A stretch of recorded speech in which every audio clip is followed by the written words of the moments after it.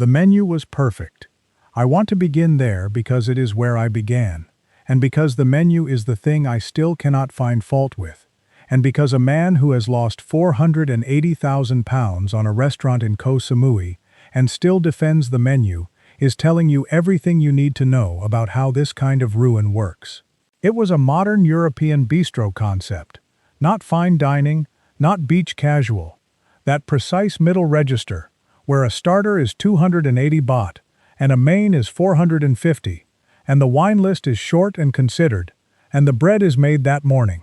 I had run exactly that concept for 9 years across 2 restaurants in Manchester, the first in the Northern Quarter and the second in Didsbury, and together they had turned over, at their peak, about £2.3 million a year, and I had sold them both in 2021 for a combined price that made my accountant use the word handsome, and I had moved to Koh Samui with my partner Jean and a conviction so deep it felt like knowledge that what worked in Manchester would work anywhere, because food is food and quality is quality. My name is Patrick.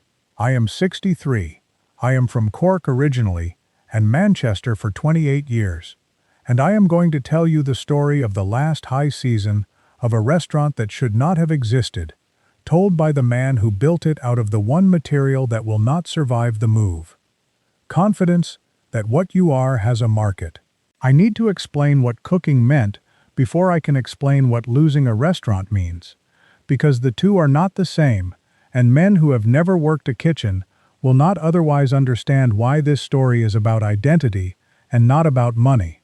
I started washing dishes at a hotel in Cork when I was 15, and I moved to the Pass because a sous chef called Dermot saw me watching his hands instead of the plates, and by 19, I was running a section at a place in Patrick Street that no longer exists, and the feeling, I want to be precise about the feeling, was this: the world made sense at the Pass.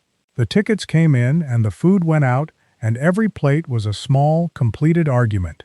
And for a man who had not been good at school, and who had left home at 17, with no plan beyond not being in the house, that completeness was the first order I had ever experienced. I moved to Manchester in 1994 because a man I admired was opening a place in Chorlton, and I wanted to learn his method, and I stayed because Manchester, in the 90s and after, was the best city in England to cook in if you were serious and not grand. And I was both of those things, and neither of them was ever in doubt. The Northern Quarter place opened in 2012, the Didsbury one in 2016, both profitable within 9 months, both reviewed warmly, both built on the same proposition: serious food, no theater, a room where a teacher and a lawyer could eat well on a Wednesday without dressing up or performing. That was my thing. I had one thing and I was right about it for 9 years. And being right for 9 years is the specific qualification that makes a man catastrophically wrong on year 10. Because by then the rightness has become structural. It is not a position you hold, it is the ground you are standing on, and you cannot examine the ground while standing on it. I should explain what I mean by that, because this is not a story about a bad restaurant. It is a story about a good one, in the wrong country, and the distinction matters because the lessons are completely different.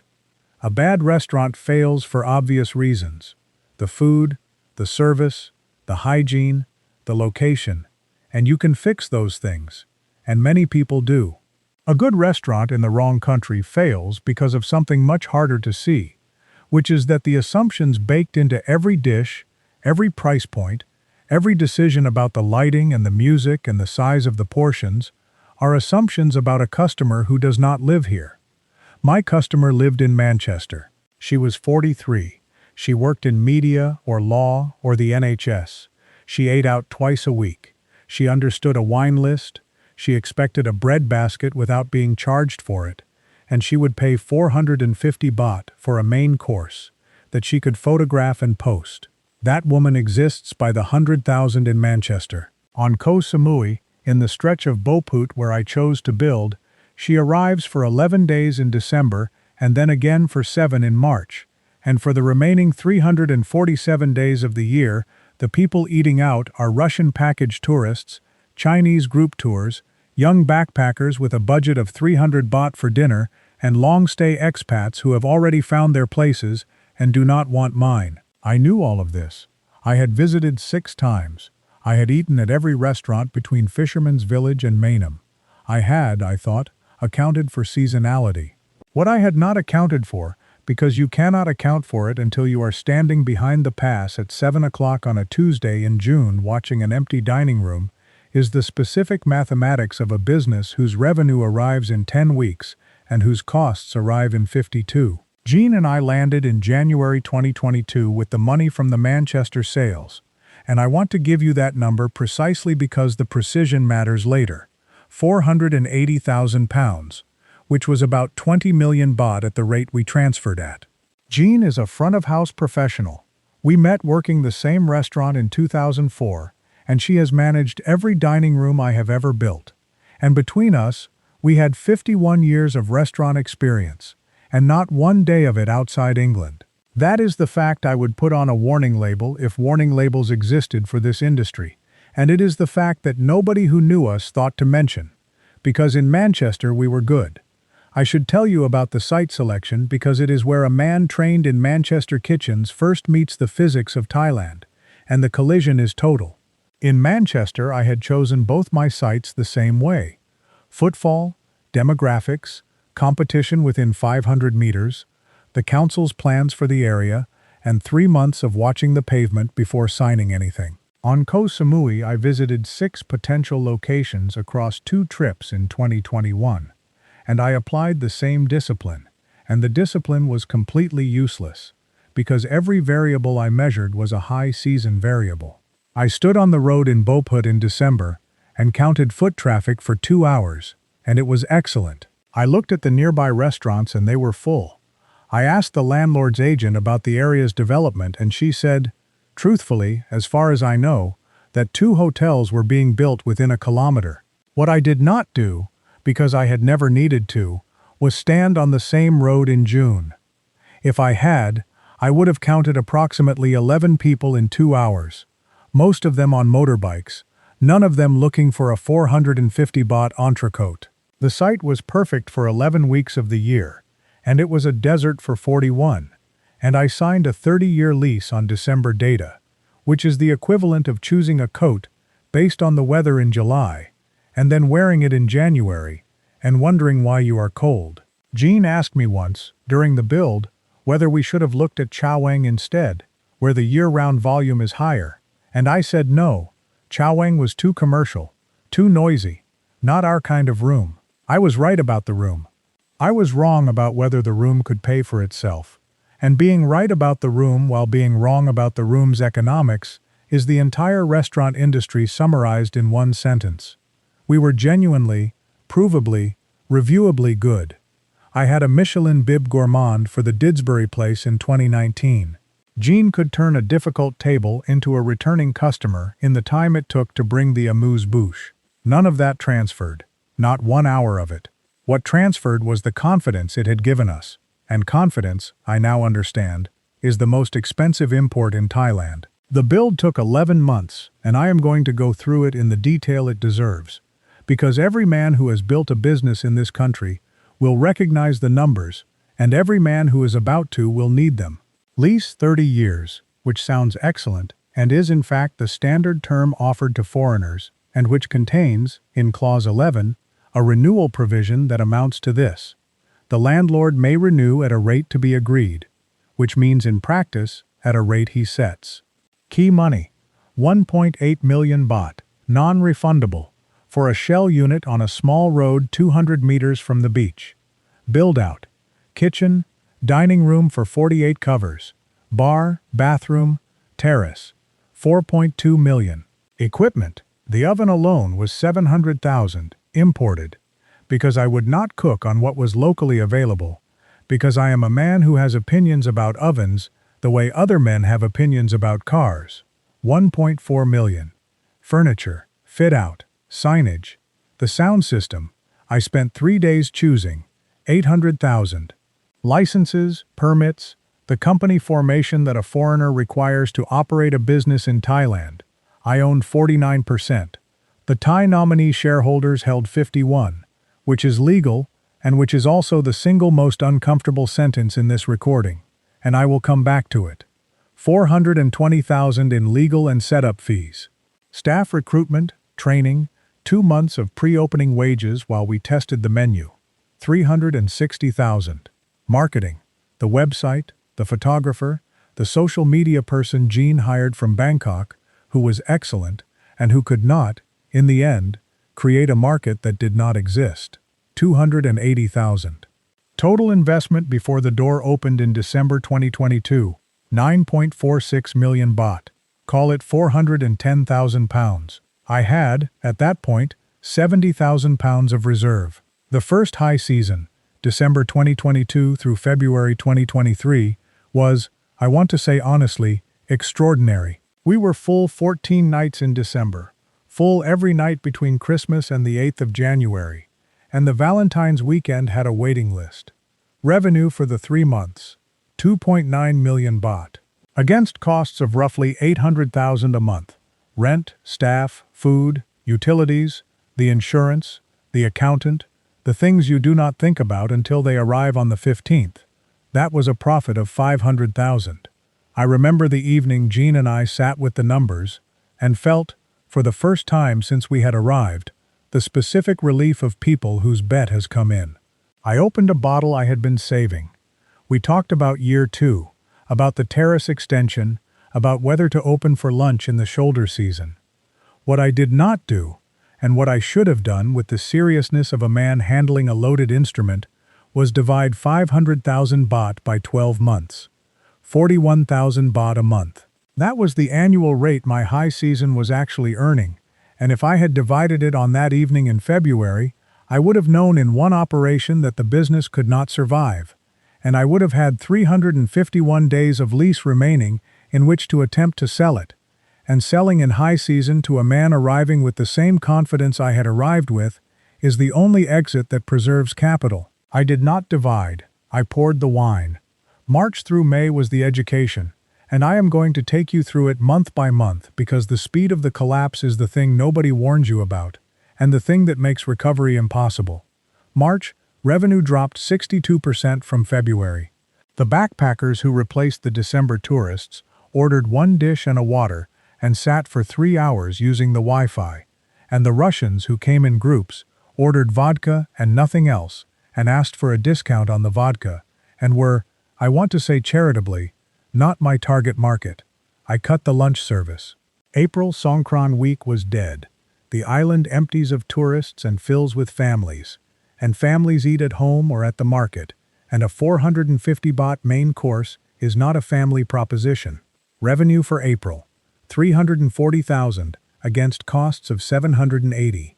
I want to talk about the staff, because they are the weight you carry that no P&L line captures. 10 people, a head waitress, Ku Naom, who had worked at the Tongsai Bay, and who ran the floor with a precision Jean said was the best she had worked with outside London. 2 line cooks, a dishwasher who was also the parking attendant and who was also, by about month 6, the unofficial building maintenance person.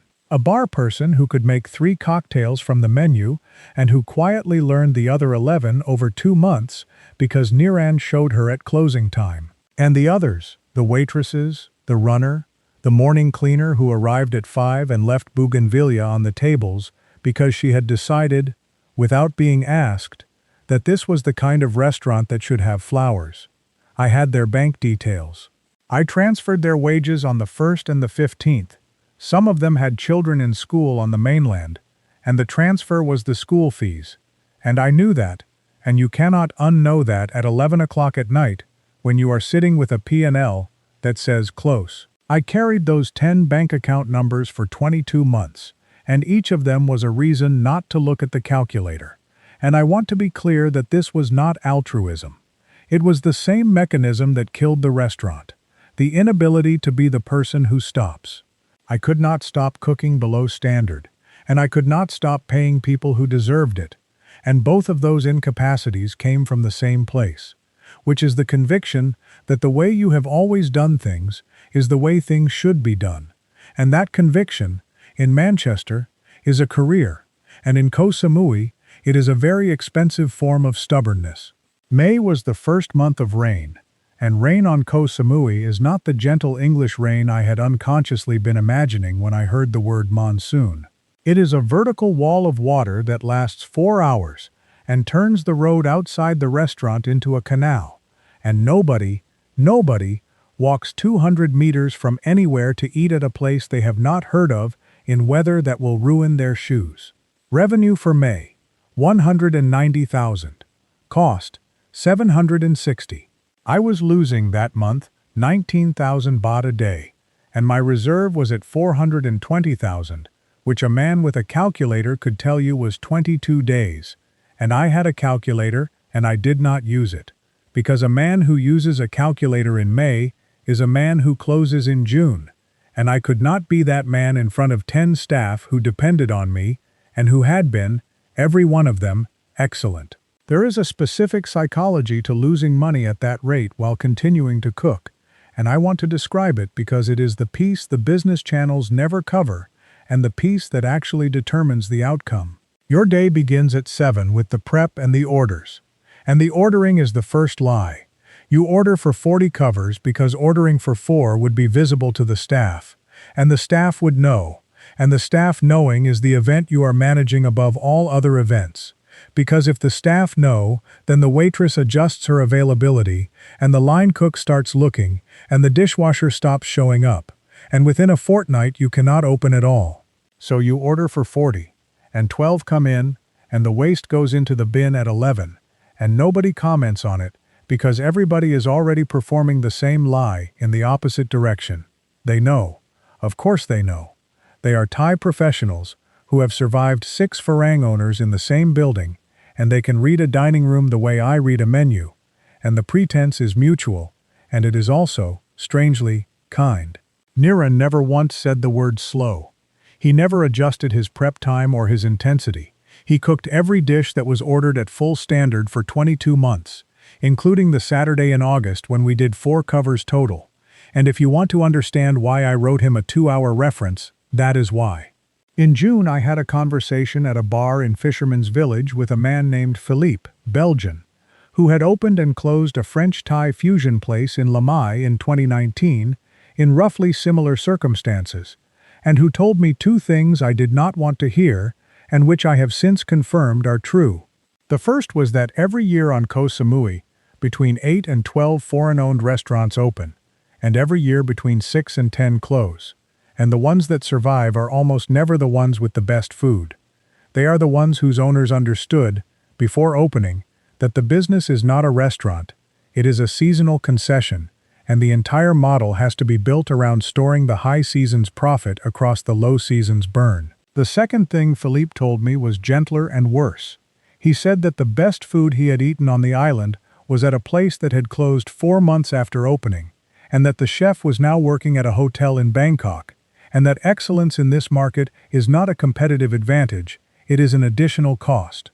I have thought about that sentence more than almost any other in this story, and I have concluded that he was right, and that knowing he was right would not have stopped me, because I am a man who has never been able to cook to a level below his own standard, and that inability is the thing that made the Manchester restaurants, and it is the thing that killed this one, and it is the same thing, and there is no version of me that has one without the other. Niran deserves his own space in this.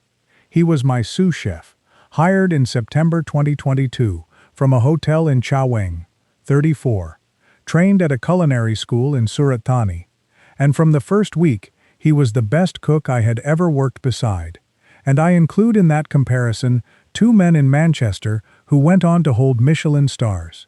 He understood the concept instinctively, the balance between technique and simplicity that is the entire point of bistro food, and he adapted it, carefully, with my permission and then increasingly with my admiration, for local ingredients. The crab from the South Coast boats, the herbs from the Nathon market, a slow-cooked pork belly that used a Thai spice base under French method, and that was, I will say to anybody who will listen, one of the 10 best dishes I have been involved in producing. The customers who came loved it. I want to put that on the record with force, because this story is not about a failure of product. Every review we received, and we received about 90 across 2 seasons, was 4 stars or above. The food was right. Niran was right. The service was right. What was wrong was that a review from a tourist who ate here on the 11th of January does not produce a customer on the 15th of June, because the reviewer has gone home and the next person reading the review is planning a trip for next January, and between June and January I have to pay Niran and 7 others every fortnight, and a landlord every month, and a power company that charges commercial rates, and an oven that requires parts from Italy. The low season of 2023, June through October, I am going to give you as a single number and a single image. The number, total revenue for 5 months, 1.1 million baht. Total costs, 3.8 million. Net loss for the period, 2.7 million. The image, me, sitting alone in a fully set dining room at 8 o'clock on a Saturday in August, with candles lit and bread proved and Niran's specials written on the board, and nobody coming through the door. Not one person, for 3 hours, on a Saturday. Jean was at the entrance with the menu displayed, and she stood there for the entire service, and I watched her through the pass. And there is a moment in every failing restaurant when front of house and kitchen look at each other across an empty room, and the look says everything a marriage cannot say. And we had that look in August 2023, and we have not fully recovered from it. We went home that night, and she said, "It's the same food." And I said yes. And she said, "It's the same us." And I said yes. And neither of us said the rest, which is that the same food and the same us in the wrong place is not the same restaurant, and it never will be, and a man can spend his whole life savings learning that sentence, or he can hear it now, from me, for free, and he will not believe it either way, because confidence is a room that locks from the inside. I should tell you about the nominees, because I promised, and because it is the sentence in this recording that will generate the most comments and the least understanding. Under Thai law, a foreigner cannot hold a majority stake in a Thai company. My restaurant operated through a company in which I held 49% and 2 Thai individuals held 51%. This is the standard structure. Thousands of foreign businesses operate this way. My nominees were a lawyer's referral, a retired school teacher from Nathon and her adult son, and they never interfered, never visited, never asked a question in 22 months. They were paid a small annual fee for the use of their names. And I want to say clearly that they did nothing wrong at any point, and that my story is not about nominee fraud. My story is about the feeling of building a 410,000 pound business and knowing, every single night behind the pass, that 51% of it belongs, on paper, to a woman I met once at a lawyer's office. That is not a problem until it is a problem, and for me it was never a problem, and for a man 3 tables down from me at the same lawyer's office, whose story I heard a year later, it was everything. The structure is a loaded door. Mine never opened. His did. The point is the loading. The second high season, December 2023 through February 2024, was supposed to be the proof. I had cut costs across the low season, 2 fewer staff, shorter hours, a simplified menu that physically pained me but that reduced waste by 30%. Jean had rebuilt the marketing, targeting specifically the Fisherman's Village walking street crowd and the boutique hotel concierge network that we had neglected in year 1. We reopened full service on the 1st of December with a menu I believed in entirely and a dining room that looked, to any customer walking in, exactly like success. I should describe that dining room on the 1st of December 2023 because it is the image I carry most clearly and most painfully. Jean had spent 3 days resetting the tables. New candles. She had sourced a supplier in Bangkok who made soy ones that burned longer and did not smell of the synthetic vanilla that plagues every restaurant in Southeast Asia. She had changed the napkin fold to something she had learned in Bolton in 1996, and which she believed in with a fervor that I have never understood and have always respected. The terrace had new planters.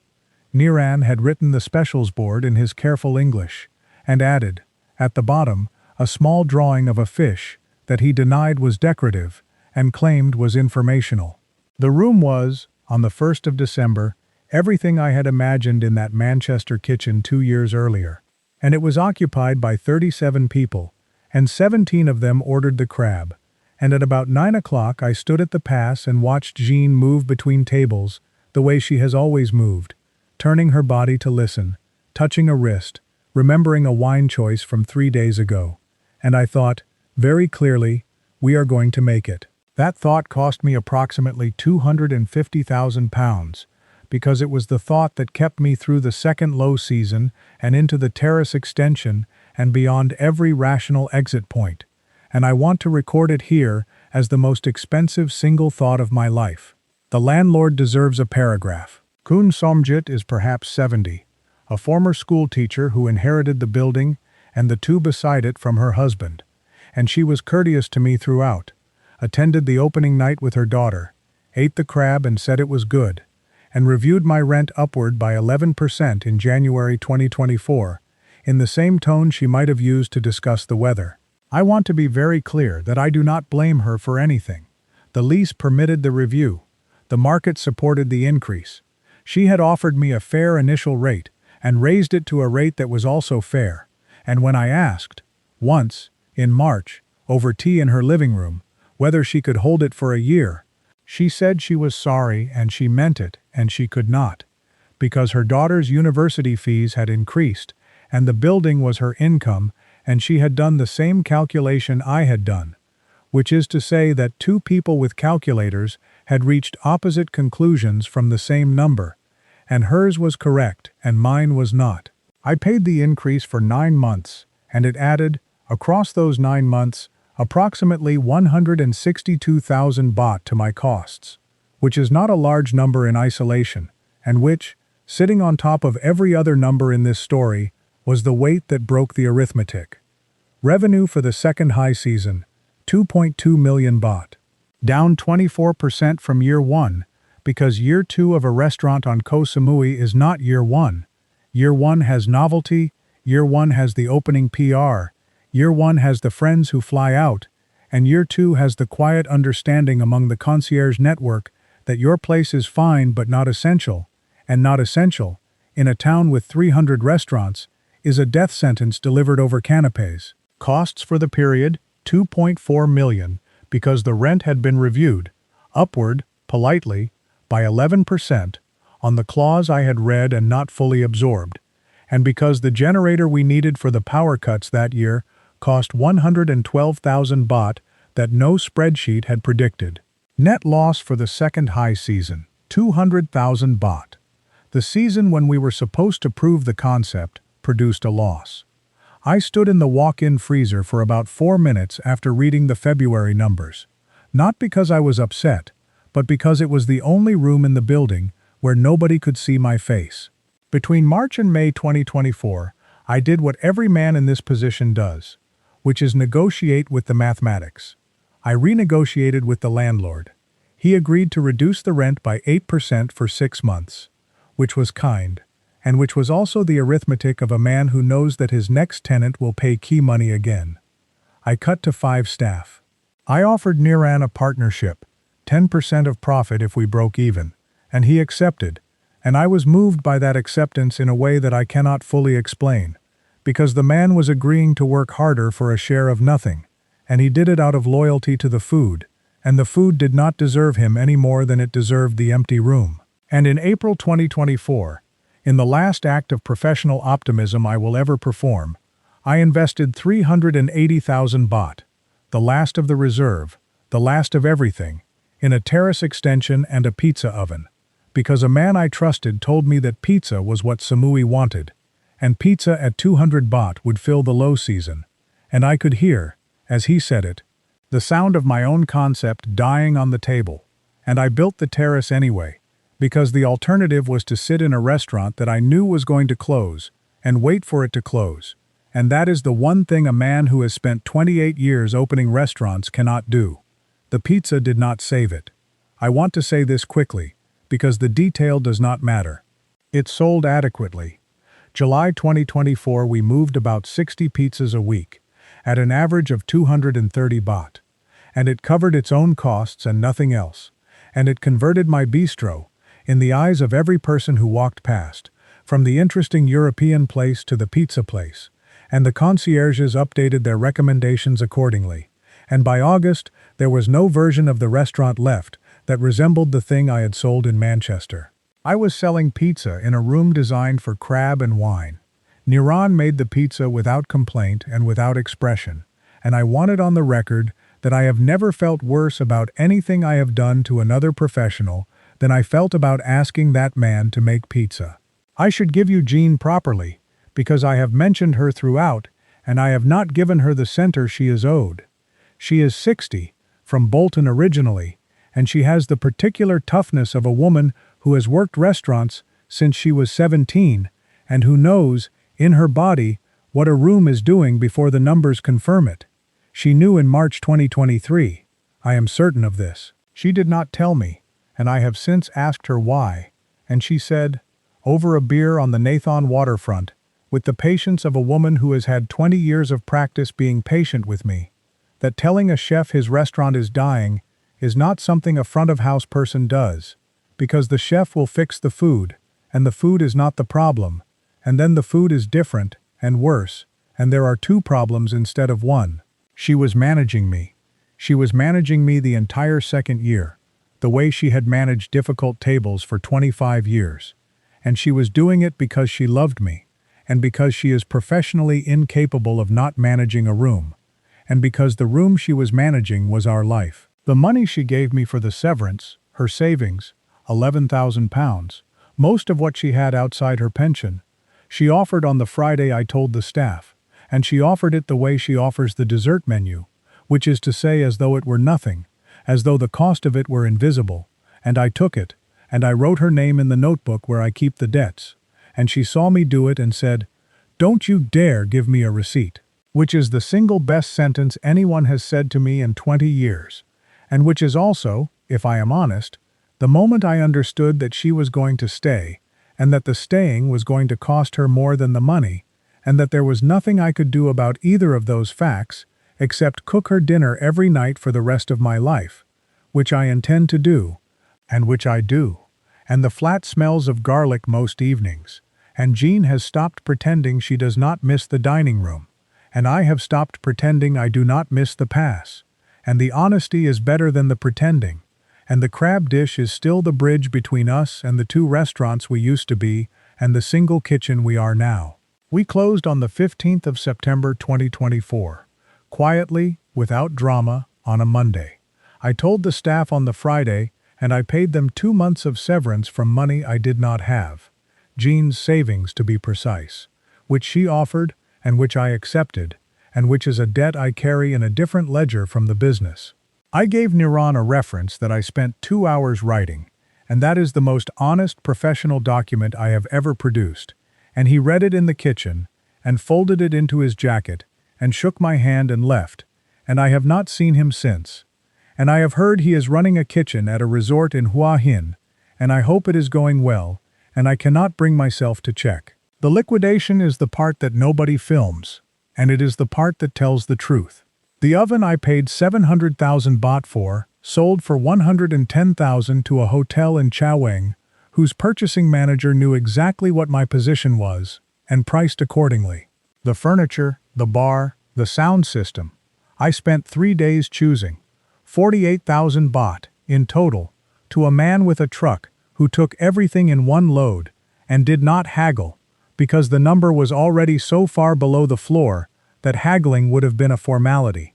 The lease, 28 years remaining, was surrendered to the landlord in exchange for the return of my last month's deposit, which he was not obligated to return, and which he returned anyway.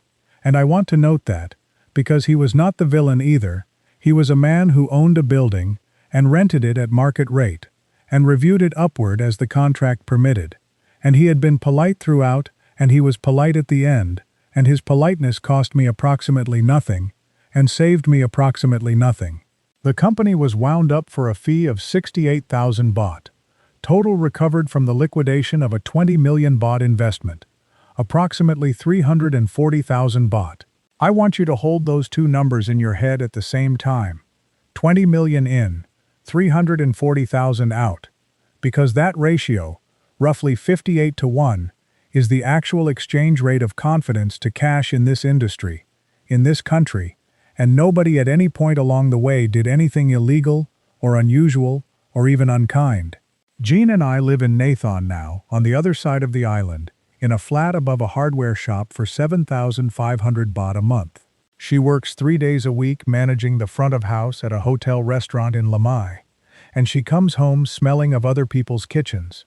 And I want to be honest, it hurts her more than it hurts me, because she spent 25 years building dining rooms, and she is now maintaining someone else's. And the difference is one she carries every day and does not discuss. I do not work, I have looked. A 63-year-old Irish chef on Koh Samui is not a scarce commodity, and my particular set of skills, the bistro concept, the wine list, the bread service standards, the opinions about ovens, has a market value here of approximately 0. My pension from the UK state system begins in 4 years. Until then we live on Jean's salary and what is left, which is about £38,000, and which, divided by 48 months, is just under £800 a month, which is, by a margin I find almost funny, less than I paid Niran. I cook at home now, every night, properly, because it is the one thing I can do that still feels like mine, and Jean eats what I make and is generous about it. And sometimes, maybe twice a month, I make the crab dish, Niran's crab dish, really, though the base recipe is mine, and it is as good as it ever was. And I eat it on a plastic table in a flat above a hardware shop, and it tastes exactly the way it tasted when 48 people a night were paying 450 baht for it, which is the whole lesson and the whole cruelty of this story in one mouthful. The food was never the problem. I was the problem, and the problem was not incompetence. The problem was having been right, for 9 years, in a place where being right was easy, and concluding from that I would be right here, where being right requires something I have never possessed, which is the willingness to consider that the thing I do best might not be wanted. There is a restaurant that opened in my old unit 4 months after we left. Thai food, mid-range, a family operation, and I walked past it on a Sunday in February and looked through the window, and it was full. Not tourists, locals, families. A birthday party with a cake. They were paying about 150 baht a main, and the room was making a sound I know better than any sound on earth, which is the sound of a restaurant that is working, and I stood on the pavement and listened to it for about 30 seconds, and then I walked on, because I am a professional, and professionals do not stand outside their old premises and cry, though I want to report that the prohibition is not as firm as I had always assumed. Jean asked me that evening whether I had walked past the old place, and I said no, which is the only lie in this recording, and I told it because the truth, that I heard it working, finally, for someone who understood what the room actually wanted, would have cost her something that I had already cost her enough of. So, the number. £480,000 in, 38,000 remaining, across 33 months.